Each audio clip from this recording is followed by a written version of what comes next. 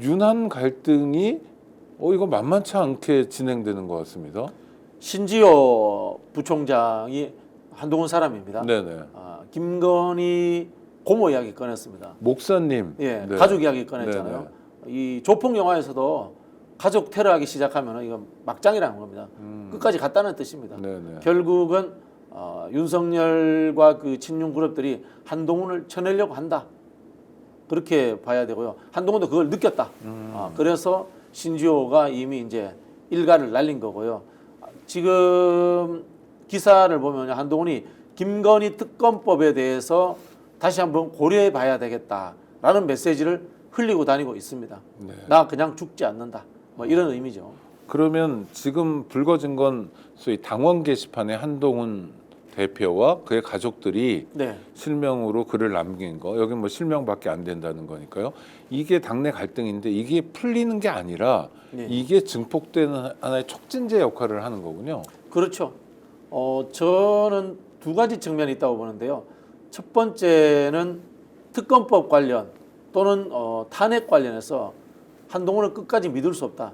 애초에 이번 기회에 믿을 수 있는 당대표로 당을 새롭게 재구성하고 장악하겠다라는 어떤 중장기적인 계획이 있었다라고 봅니다.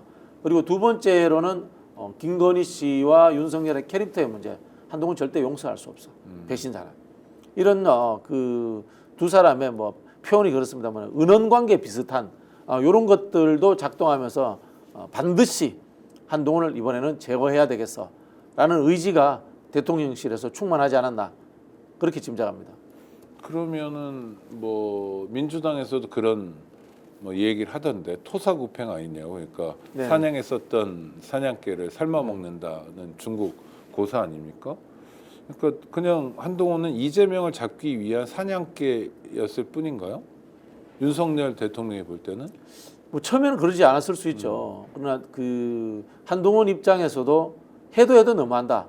윤석열 김건희가. 네네. 이거는 국민들의 너무 눈밖에 나가지고 차기 정권을 만들어 가는데, 즉 내가 다음에 대권 주자로서 대통령이 되는데도 방해가 될 요소다라고 판단을 했기 때문에 그 틀에서부터 조금씩 벗어나려고 했겠죠. 그러니까 뭐 이런 거 아니겠습니까? 애초에 키워줄 때는 윤석열 덕에 컸지만 크고 나니까 윤석열이 오히려 발목을 잡는다. 이런 생각을 하니까 양쪽이 서로 이제 한쪽은 배신감, 한쪽은 발목 잡는 사람 이렇게 되면서 갈등이 생길 수밖에 없는 구조가 되는 거죠.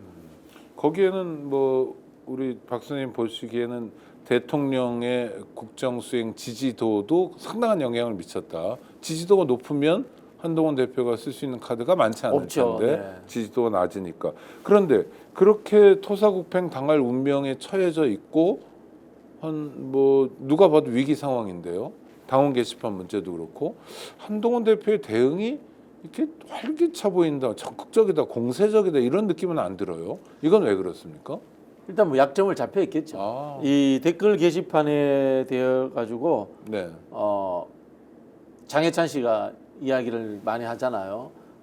한동훈 씨 부인이 과거 맘카페에서 했던 행동들 이런 것들도 폭로를 하고 실제로 이거는 한동훈 팀들이 했던 것이다 라는 확신을 갖고 있는 것 같아요. 장해찬 씨는. 네네. 이게 우리 생각에는 이제 댓글 다는 것 같지만 여론 조작이거든요. 네. 민주주의 침해입니다. 그리고 한편으로 법률적으로 작동되면 업무 방해에 해당될 수 있거든요. 네네. 이런 법률적인 문제, 그다음에 도덕적인 문제, 정치적인 문제가 복합적으로 되어 있기 때문에 한동훈의 정치적 위기로 작동할 수 있습니다. 그래서 이제 한동훈 대표가 극단적인 투쟁을 못하는 측면이 있다 이렇게 봐야 되고요. 그리고 근본적으로 한동훈 대표 입장에서는 윤석열 체제가 완벽하게 붕괴돼 가지고 야권이 완전하게 새로운 판 짜는 거 이것도 두려울 수 있습니다.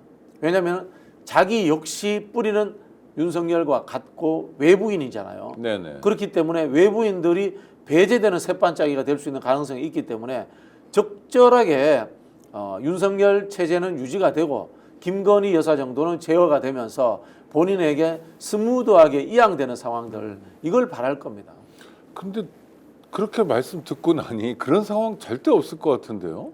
이제 한동훈은 그렇게 바랬다고 제가 들었거든요. 어. 근데 만약에 윤석열이 나를 쳐내는 게 확실하다. 네네. 그러면 이제 극단적인 저항의 상황으로 가는 거죠.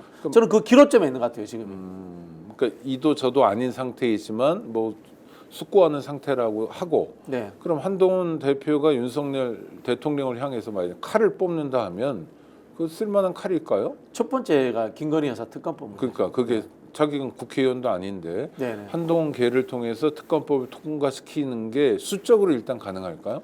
수적으로도 쉽지 않고요. 어. 지금 이 한동훈이 정치 초짜잖아요. 네네. 그래서 이 추경호 원내대표가 한동훈 대표를 가지고 놀고 있어요. 어. 이런 특검이라든가 국회에서 표결하는 것에 대한 권한은 당 대표가 아니라 원내대표가 가지고 있다라고 이야기를 한단 말입니다. 네네. 그러면은 김건희 특검법이 제의되잖아요. 그러면은 원내대표가 의원들을 모아서 의총을 해가지고 우리 집단 퇴장하자, 당론 정해서 이런 식으로 끌고 가버릴 수 있어요. 그러면은 한동훈 대표는 이제 닥쳐툰 게 이제 지붕 쳐다보는 격이 되는 거죠. 근데 이런 상황이 되면은 당헌 당규를 가지고 논란이 생깁니다. 자, 주요 정치적 결정을 하는 당론 결정이 대표를 위시한 최고위원회인가 아니면 의원들의 결정 구조인 의원총회인가라고 이렇게 싸움이 나게 돼 있죠. 네네. 그런데 그럼 만약 추경호 원내대표가 자 김건희 특검법 제2요구안 거부권 이후에 해야 되는데 그건 무기명이긴 한데 네, 집단 퇴장 해버리면 네네.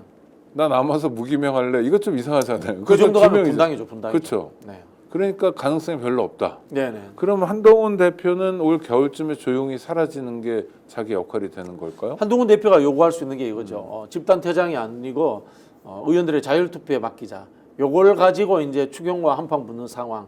이게 이제 최대치로 본인이 할 수 있는 거죠. 네. 저는 한동훈 대표가 김건희 특검법 찬성하자라는 이야기까지도 못 꺼낼 거라고 봐요. 아. 뭐 쫄보기도 하고 네네. 집중적으로 본인이 린치를 당할 수도 있고 한편으로 박근혜 탄핵 트라우마가 있지 않습니까? 네네. 탄핵을 주도한 것과 따라가는 건 다르단 말이에요. 네. 그래 한동훈 대표 입장에서는 내가 김건희 특검을 주도할 수는 없어.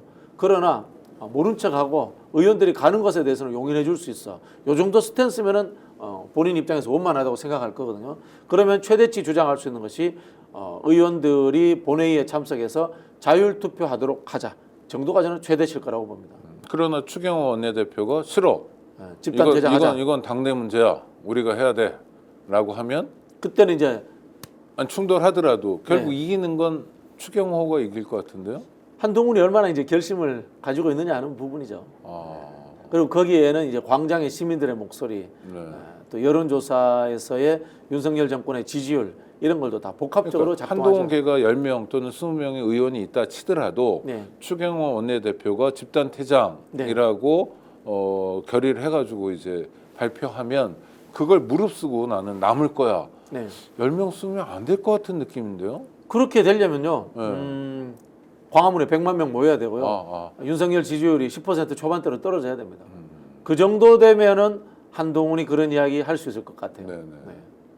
그러면 한동훈 대표는 그냥 흐지부지 끝날 가능성이 훨씬 더 높아 보이네요. 흐지부지 되는데 끝나지도 않을 거예요. 쉽게. 아, 그래요? 끝나지도 않을 것 같아요. 왜냐면요. 지지율이라는 게 갈 곳이 있어야 빠져나오거든요. 네네. 갈 곳이 없어요. 오세훈 저렇게 됐죠. 네. 홍준표 저런 수준이죠. 뭐 대권 주자가 없잖아요. 한동훈으로부터 빠져나오는 표가 갈 곳이 없어요. 그렇다고 해서 이게 민주당 쪽으로 올 것도 아니고 전혀 뭐 저는 그래서 한동훈이 하물며 대표직을 사퇴하더라도 바로 대권 주자 반열에서 제거된다라고 저는 보기 어렵다고 봐요. 일종의 엉거주춤 상태가 계속될 거다. 네. 이럴 때 제가 기대하는 게 뭐 이낙연 총리라든가 이런 분들 활약 좀 하시죠. 뭐 국민의힘 입당. 국민의힘으로 네네. 가셔가지고 네네. 대권 주자 하시면 지지율 한 10% 나올 겁니다. 아이고.